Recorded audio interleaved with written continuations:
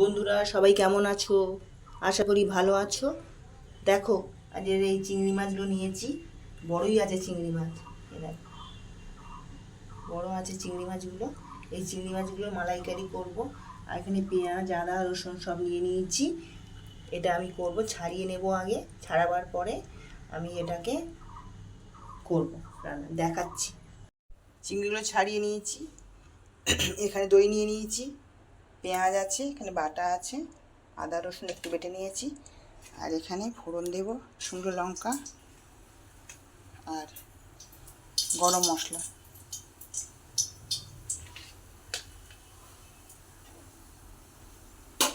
শুকনো লঙ্কা গরম মশলা দিয়ে পেঁয়াজগুলো দিয়ে দেবো।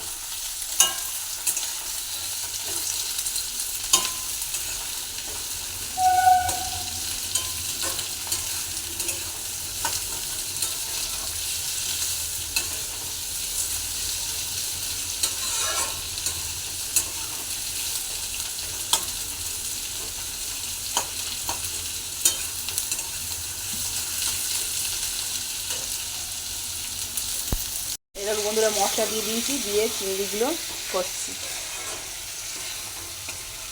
তেল ছেড়ে দিয়েছে করতে করতে, বুঝছো?